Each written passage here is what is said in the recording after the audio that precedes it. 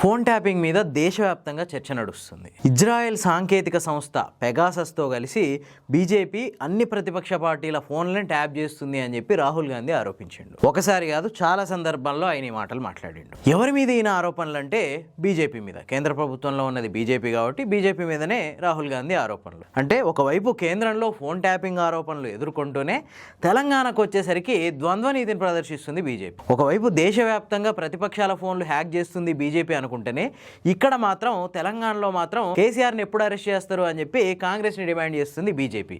అంటే దొంగే దొంగ దొంగ అన్నట్టు ఉంది. ఒకసారి తెలంగాణ బీజేపీ అధ్యక్షుడు రామచంద్రరావు స్టేట్మెంట్ చూస్తే నిజంగా నవ్వు వస్తుంది. ఈయన ఏమంటాడంటే కేసీఆర్ని ఎందుకు అరెస్ట్ చేయట్లేదు, సిట్టు విచారణ పేరుతో కాంగ్రెస్ ప్రభుత్వం కాలయాపన చేస్తుంది, బీఆర్ఎస్ మునిగిపోతున్న నావా, ఇట్లాంటి ముచ్చట్లు మరిన్ని చెప్పిండు ఆయన అక్కడ.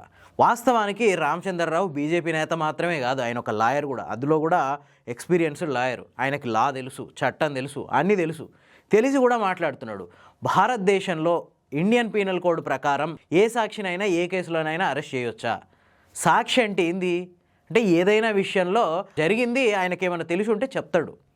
దాని ఆధారంగా అవతల నిందితుడిగా ఆరోపించబడ్డ వ్యక్తి తప్పు చేసిండా లేదా అని న్యాయస్థానాలు కానీ విచారణ కమిషన్లు కానీ నిర్ణయించి ఆ వ్యక్తికి శిక్ష చేయడమా వద్దా అనేది నిర్ణయిస్తాయి. అది సాక్షి చెప్పే వాంగ్మూలాన్ని బట్టి ఉంటుంది. అంతే తప్ప సాక్షిని ఎవరు అరెస్ట్ చేయరు, సాక్షిని ఎవరు శిక్షించరు. ఇప్పుడు కేసీఆర్ని సిట్ విచారిస్తున్నది కూడా కేవలం ఒక సాక్షి కింద మాత్రమే. 160 PRC ఈ సెక్షన్ ఏంటంటే పూర్తిగా ఒక సాక్షి.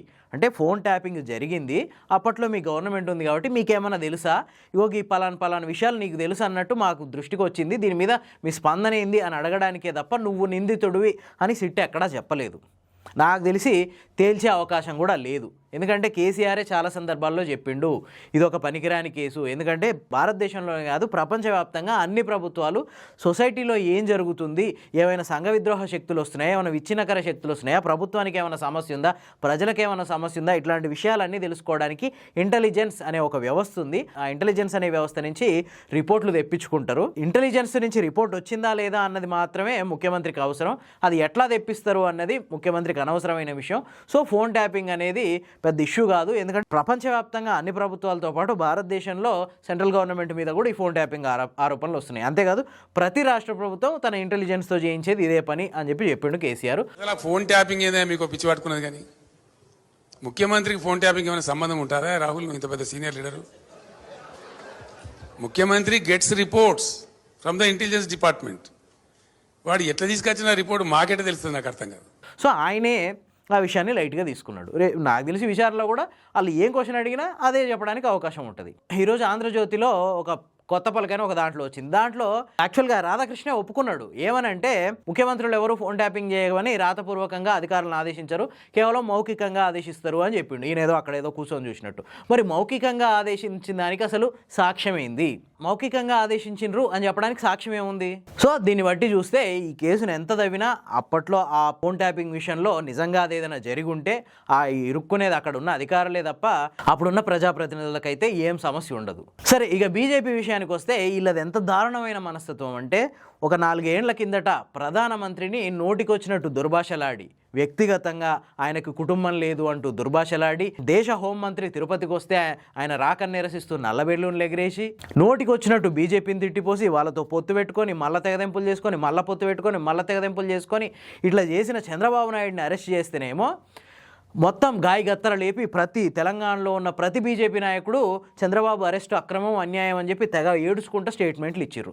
మరి అదే తెలంగాణ రాష్ట్రంలో కేసీఆర్ విషయానికి వస్తే మాత్రం ఏందో అర్థం, వాళ్ళ పగ ఏందో, వాళ్ళ ప్రతీకారం ఏందో, వాళ్ళకంత కేసీఆర్ ఏం నష్టం చేసిండో తెలియదు, కానీ కేసీఆర్ని ఎప్పుడు అరెస్ట్ చేస్తారు అన్నట్టు క్వశ్చన్ చేస్తారు. అసలు వీళ్ళకి దేశవ్యాప్తంగా ప్రత్యర్థి కాంగ్రెస్సా బీఆర్ఎస్సా? అసలు ఈ బీజేపీకి తెలంగాణలో అధికారం కావాలా లేదంటే కేసీఆర్ని ఇబ్బంది పెట్టడం కావాలన్నా అర్థం కావట్లే. ఒక దిక్కు మొన్న పంచాయతీ ఎలక్షన్లలో మొత్తం 10% ఓట్లు వచ్చినాయి. అంటే 8 ఎంపీ సీట్ల నుంచి కనీసం 10% సర్పంచులు గెలిపించుకోలేని పరిస్థితి బీజేపీకి వచ్చింది. దాని మీద సమీక్ష చేసుకొని నెక్స్ట్ మున్సిపల్ ఎలక్షన్లో ఎట్లా మేము సర్వైవ్ అవ్వాలి, ఎట్లా మన ఆధిపత్యాన్ని ఎట్లా నిలబెట్టుకోవాలి, నెక్స్ట్ తెలంగాణలో ఎట్లా ఎదగాలి, ఈ ప్రణాళికలు ఏం లేవు. కేసీఆర్ని ఎప్పుడు అరెస్ట్ చేస్తారు? దేనికబ్బా కేసీఆర్ని అరెస్ట్ చేస్తే బీజేపీకి వచ్చే ఫాయిదా అయింది? బీజేపీ ఎదగాలి కదా. బీజేపీ ఎదగడానికి మీరేం ప్రయత్నాలు చేస్తున్నారు? ఒక రాష్ట్రంలో బీఆర్ఎస్కి కాంగ్రెస్కి ప్రత్యామ్నాయ శక్తిగా ఎదగడానికి బీజేపీ ఏం చేస్తుంది?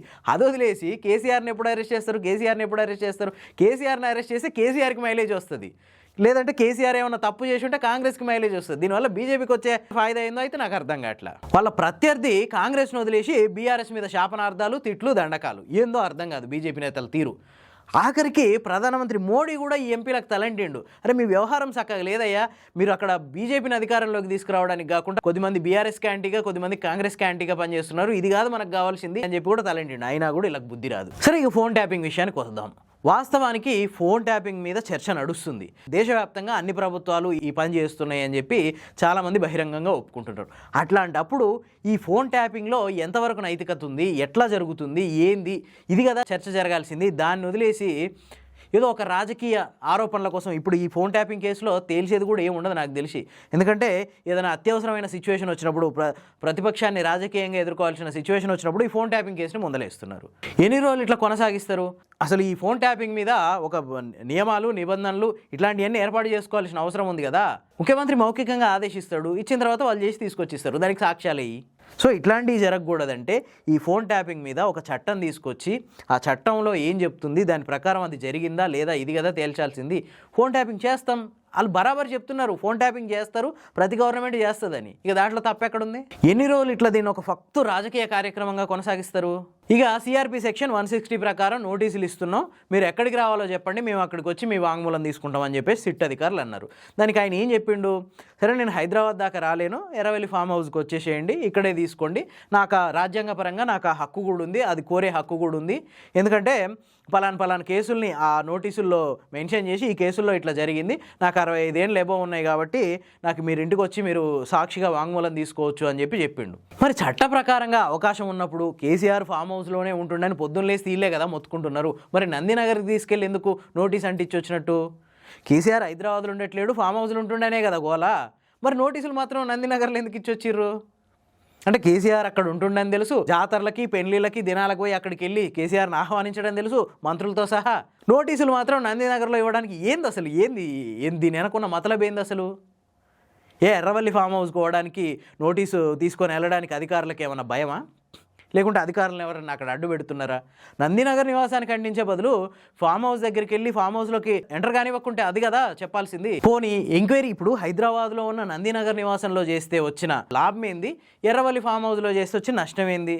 ఏం పోలీసులు ఇన్నోవాళ్ళ పెట్రోల్ లేదా, పోయేనంటుందా గవర్నమెంట్ ఎర్రవల్లి దాకా పోయేస్తానికి? సరే, అట్లా కూడా ఆయన సహకరిస్తా అని చెప్పి హైదరాబాద్ వచ్చినప్పుడు ఎర్రవల్లి ఫామ్ హౌస్ నుంచి దగ్గర 25-30 కార్లతో ఆయన ర్యాలీ స్టార్ట్ అయితే హైదరాబాద్కి వచ్చేసరికి కేసీఆర్ వెనక 4 కార్లు కూడా లేవు. కార్లను ఎక్కడికక్కడ ఆపేయడం, అడ్డంకులు సృష్టించడం, రాత్రి నుంచి బీఆర్ఎస్ నేతల్ని ఎక్కడికక్కడ అరెస్టులు చేయడం. ఈవెన్ ఆయన నందినగర్లో ఉన్న ఆయన నివాసానికి వచ్చి ఎంక్వైరీకి సహకరిస్తా అన్నాక కూడా ఇంట్లో నుంచి అందరు వెళ్ళిపోండి, ఆయన చుట్టాలని, రిలేటివ్స్ని ఇంట్లో నుంచి అందరు వెళ్ళిపోండి, మీకు లాయర్లు ఉండొద్దు, ఎవరు ఉండొద్దు, మేము ఒక రూమ్లో కూర్చొని ఎంక్వైరీ చేస్తాం. అరే ఏంది ఇంత భయం ఎందుకు? కేసీఆర్ ఏమన్నా వీళ్ళందరూ కలిసి ఎంక్వైరీకి వచ్చిన అధికారులను ఏమన్నా చేస్తారా?